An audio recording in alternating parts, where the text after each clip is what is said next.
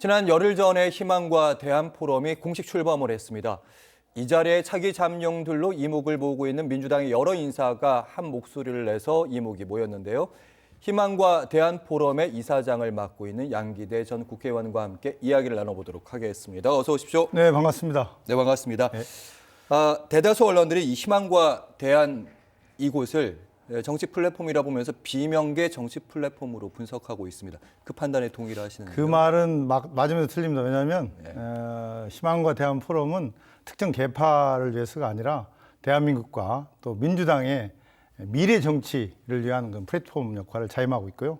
예. 또 이 앞으로 이 포럼은 현재 지금 대한민국 정치가 극단적 대결과 혐오로서 늪에 빠져 있잖아요. 이런 정치를 좀 확 바꾸고 또 새로운 리더십, 새로운 지도자를 좀 창출하는데 좀 도움을 되는 역할을 하고 싶다, 이런 생각을 하고 있습니다. 특히 이를 위해서는 정치의 대전환도 필요하고 또 지금 갈갈이 찢긴 국민 대통합도 필요하지 않습니까? 예. 이를 위한 역할도 하고 요즘 이제 조기 대선이 이루어진다면 민주당이 좀 더 신뢰를 회복하고 또 민주당이 정권 교체를 할 수 있도록 그 과정 속에서 정치 지도자 간의 연대 또 대안 모색 이런 것도 좀 적극적으로 해볼 생각입니다. 네, 방금 이런 말씀하셨습니다. 조기 대선 국면에서 미래 정치, 리더십 이런 말씀하셨는데 여기에 참석하는 분들의 면면을 살펴보면요, 네, 쟁쟁한 분들입니다. 박용진, 김두관, 김부겸 다 비명계의 대권 주자, 잠룡들로 분석되는 분들인데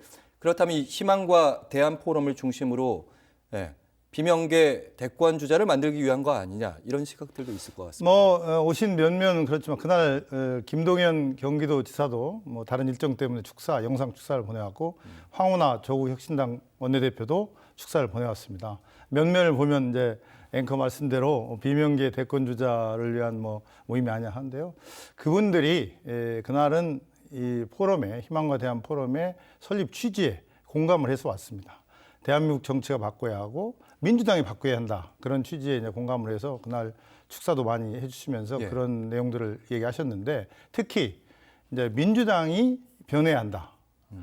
민주당이 국민의 신뢰를 회복해야 한다는 말씀을 주시면서 또 민주당의 현재 이재명 대표로서는 이 계엄과 탄핵 정국을 거치면서 이게 정권 교체가 가능할 것이냐 하는 의구심, 불안감이 좀 지지자들에 많이 있습니다. 그래서 이것을 또 어떻게 극복해 나갈 수 있는 건지 그런 얘기를 좀 많이 나눴고 그래서 앞으로 저희 희망과 대안 포럼은 정말 국민이 원하는 그런 새로운 리더십 또 올바른 정치를 위한 그런 여러 가지 대안들을 전국적으로 좀 모색을 해 나갈 계획인데 3월 6일은 그 광주 광역시에서 최초로 지부 창립식을 합니다. 그래서 전국적으로 좀 확대를 해 나갈 그런 계획을 갖고 있습니다. 지금 제가 방금 이런 생각이 들어요. 단순한 연구회나 친목단체가 아니라 지금 정당 안에 일종의 정당처럼 각 시당별로 지역구별로 조직이 생긴다는 그런 말씀으로 해석해도 되겠습니까? 그냥 광주, 부산, 대구 아니면 대전 이런 식으로 말입니다. 저희들이 일단은 이제 광주와 전남을 시작으로 해서 전국의 광역단체, 지방자치단체를 중심으로 해서 일단 포럼 지부를 결성하고 그래서 이번 대선 과정 속에서 역할이 있다면 하고 평시에도 중앙과 지방에 청년 등 참신한 정치 세력이 등장하고 또 새로운 나라를 만들고 사회를 만드는 데도 기여하는 그런 여러 가지 활동들을 기획하고 있습니다. 알겠습니다. 희망과 대안 포럼, 미래 정치 리더십 새로 세우자 이런 말씀하셨는데 이번에 참석한 분들뿐만 아니라 다른 분들에게도 좀 초청장을 보내셨는지 아니면 좀 참석을 하라고 이렇게 독려를 좀 하셨는지 안 오신 건지.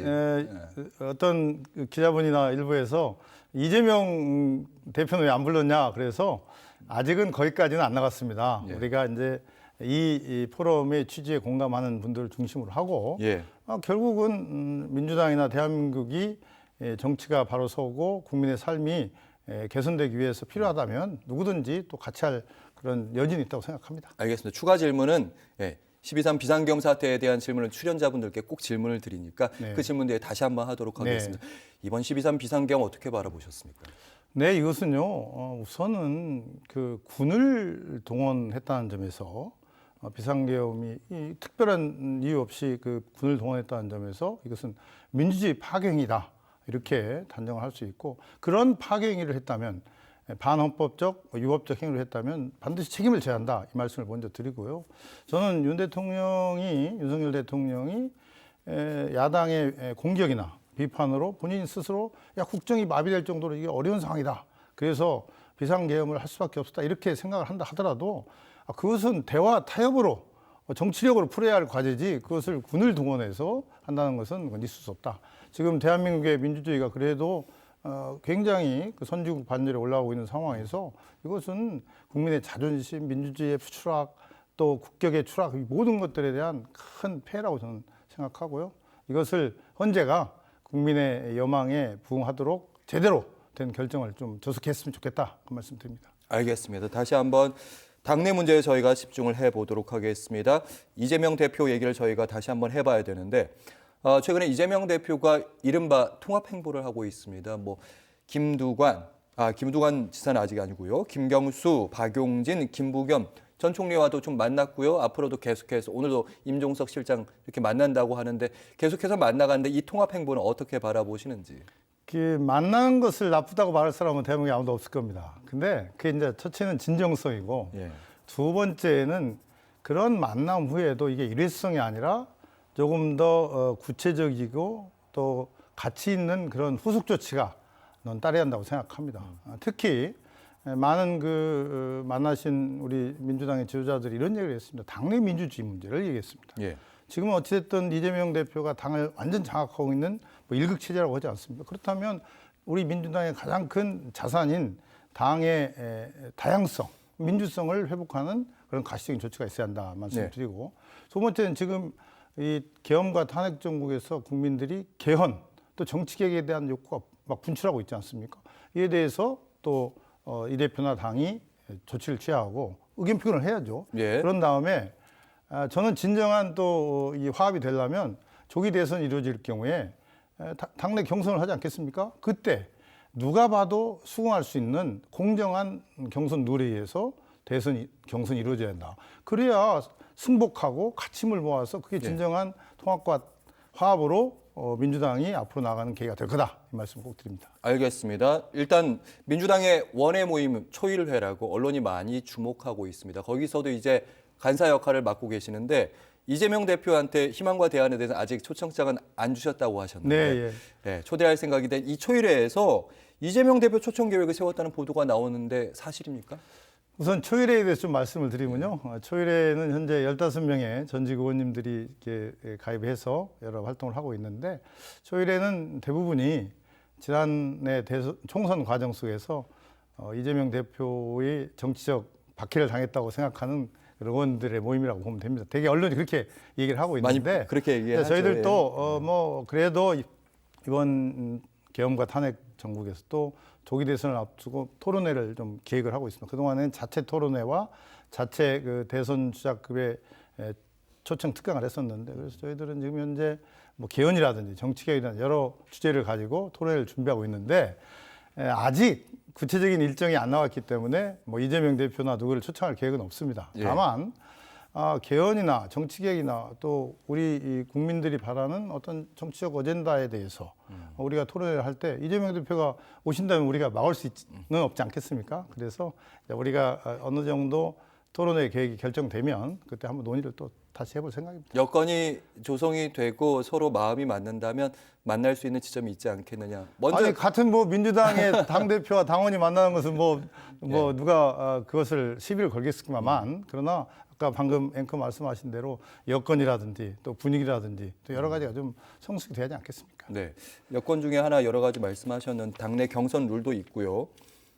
개헌에 대한 얘기를 하셨는데 개헌에 대해서는 필요성을 모두 다 민주당 내에서도 모두 공감은 하지만 당장 개헌이라는 얘기를 하는 순간 왜냐하면 지금 윤 대통령도 개헌 얘기를 해가지고 지금 개헌 얘기가 지금 파일을 키우느냐 마느냐의 갈림길에 놓여 있는 것 같은데 개헌을 자꾸 부각시킬수록 윤 대통령의 전략에 말려드는 거 아니냐 이런 얘기들도 좀 있고요. 어떻게 보시는지. 이재명 대표가 공개적으로 하고 있는 개헌 논의가 결국은 그게 블랙홀이 될 거다. 그래서 이 탄핵에 집중하기 어려운 상황이 될지도 모른다는 그런 말씀이 이런 공감하는 부분도 있습니다. 그러나 이제는 이제 윤석열 대통령의 최후 진술도 끝났고 이제는 헌재 평의만 남은 상태입니다. 그렇다면 적어도 이재명 대표와 민주당이 개헌에 대해서 정치 개혁에 대해서 이제는 입장은 서서히 표명할 때가 됐다. 무조건 지금은 탄핵에 집중해야 할 때다 이렇게 하면 그러면 헌재에서 탄핵이 인용된다 한다면 바로 대선으로 들어가지 않습니까? 6개월간? 2개월, 60일간이죠. 그렇죠. 그렇다면 그때 개헌론이라든지 정치개혁 논의 한다는 것은 더 진정성이라든지 더 실현 가능성이 없다고 생각합니다. 이제는 이재명 대표와 민주당도 이 개헌 논의와 정치개혁 논의에 대해서 적어도 원칙적인 입장이라도 얘기를 하면서 국민들의 여망에 부응을 해야 한다. 나는 그렇게 생각하고 있습니다. 그렇다면 이제 개헌에 대해서 이재명 대표가 선을 긋게 되느냐? 왜냐하면 최근에 이재명 대표가 개헌에 대해서는 여지를 잘 트진 않고 다른 중도 실용적인 정책을 많이 부각시키고 있는 편이긴 합니다. 여기에 대해서 뭐라고 하셨냐면 이 대표의 개헌 반대는 정치적 계산이다 이런 얘기를 하셨는데 그 말씀은 지금도 유효하신지? 저는 제가 페이스북에 그런 말씀을 썼는데 적어도 이재명 대표가 그동안 오랫동안 지난 대선 때도 그랬고 오랫동안 이 개헌에 대해서 특히 4년 중임제를 포함한 개헌과 정치개혁에 대해서 누차 얘기를 했습니다. 그렇다면 본인이 이 탄핵 국면에서 개헌 논의가 브레이크홀이라는 그런 그 생각을 이제는 어느 정도 최후 진술이 끝났기 때문에 윤 대통령이 끝났기 때문에 다시 이제는 그런 원칙적인 입장과 표명과 함께 추진하는 그런 적극적인 모습을 보여야지. 아니 지금 국민들이 이렇게 생각합니다. 다음 대통령이 누가 될지는 모르지만 대통령 한 사람 바뀌었다고 뭐가 다를 것이냐라는 얘기도 시중에 많이 있습니다. 그런 목소리가 있죠. 예. 그렇다면 개헌과 정치개혁과 권력 분산 이런 여러 가지 국민의 삶에 대한 경제 개헌 뭐 이런 것들 통해서 뭔가 좀 나라가 저렇게 가면은 진짜 국민의 삶 또 국민의 안전이 보장받을 수 있겠다 하는 국민들한테 믿음을 줘야죠. 그렇지 않고 자기의 권력 또 자기의 정치 이해관계 때문에 이 문제를 굉장히 주저하거나 또 회피한다면 그것은 국민들한테 큰 공감을 못 얻으리라고 생각합니다. 알겠습니다. 이재명 대표의 숙제이기도 하다 이런 말씀. 네. 그래야지 국민들의 이재명 대표에 대한 불안함이 사라질 것이다. 저 이렇게까지 해석이. 그 말씀에 좀 공감합니다. 알겠습니다. 민주당 그 다수의 지지자들, 권리당원들 얘기를 좀 해보자면 흔히 말하면 이제 비명계라고 부르는 분들에 대해서 좋지 않은 표현들도 좀 많이 나가고 어떻게 보면 그런 뭐 수박이라는 단어들 공격으로 많이 느낀다고 혼소설을 많이 하시는데 한편으로는 이런 얘기들도 나옵니다. 그럼 비명계도 민주당의 당원들, 권리 당원들의 마음을 잡기 위한 뭔가 메시지나 행보가 필요한 거 아니냐 이런 얘기들도 좀 있거든요. 당연히 해야죠. 왜냐하면 적어도 지금 시대 정신의 가장 큰 중요한 것이 정권 교체 아닙니까? 그렇죠. 그럼 정권 교체를 위해서는 민주당이 똘똘 뭉쳐야 하지 않습니까? 그런데 한쪽에서는 여전히 수박이라든지 또 너는 안 된다라든지 그런 배제 얘기들이 많이 나오고 있는데 그렇다면 우선은 이재명 대표가 절대적인 권한을 갖고 있는 당의 대표고 또 강성 지지층들이 당의 가장 큰 목소리를 내는 그런 부류들 아닙니까? 그렇다면 적어도 현재 소수이면서 쓴소리만 하고 있다고 이렇게 그 비명계를 무시하거나 이렇게 부정도 볼 게 아니라 그런 목소리를 받아들이면서 그리고 또 그쪽에서는 비명계 쪽에 그럼 같이 동참하기 위해서 우리 비명계도 이런 일들을 같이 하자 이렇게 나와야 하는데 조금만 뭘 쓴소리를 하거나 조언을 하면 그것을 그냥 나쁘게 보는 그 문화부터 빨리 고쳐야 한다. 뭐 김부겸 전 총리도 얼마 전에 이재명 대표 만나서 그런 얘기를 했지 않습니까? 네. 그래서 앞으로는 그 민주당에서 쓰는 용어 그 용어가 강성 지지층을 중심으로 해서 극단적이면서도 남들을 배격하는 수박이라는 표현을 쓰지 말자. 네, 그렇습니다. 거기서부터 출발되는 게 아닌가 생각합니다. 알겠습니다. 마지막 이제 저희가 계속 당 얘기를 해가지고요. 광명에 대한 얘기. 광명에서 일부러 희망과 대한 포럼을 창립식을 가진 이유가 있을 것 같습니다. 이제 광명이 제가 2번 시장하고 국회의원하면서 옛날에 비해서 많이 상전폐가 됐습니다. 그래서 광명이 또 더군다나 광명시 3기 신도시 제정돼 있는데 이제 그런 것들이 잘 이루어지면서도 또 저희들이 광명시가 정치 개혁의 또 출발점이 되고 또 지방의 그 분권에 좋은 그런 선도적 역할을 했으면 좋겠다 그런 말씀 꼭 드리고 싶습니다. 알겠습니다. 마지막으로 시청자 여러분께 한 말씀 부탁드리겠습니다. 카메라 보고 말씀해 네, 주시죠. 지금 국민들의 불안과 걱정이 많습니다. 결국은 정치가 바로 서야 하는데 아직은 희망이 안 보입니다. 이제는 만약에 탄핵의 그런 결과가 나온다면, 그래서 조기 대선이 이루어진다면 정치 지도자의 몫입니다. 정치 지도자들이 이 국민들의 간절한 바람을 새겨서 기득권을 내려놓고 정말 나라를 정상화하고 또 국민 경제를 제대로 회복시키는데 최선을 다해야 할 그런 시점이라고 생각하고, 또 국민들께서도 눈 부릅뜨고 그런 정치 지도자들 이 나라를 위해서 일하는지를 좀 잘 챙겨서 그 길로 가도록 채찍질 했으면 하는 바람입니다. 네, 희망과 감사합니다. 대안 포럼 이사장 양기대 전 민주당 국회의원과 함께했습니다. 고맙습니다. 네, 감사합니다.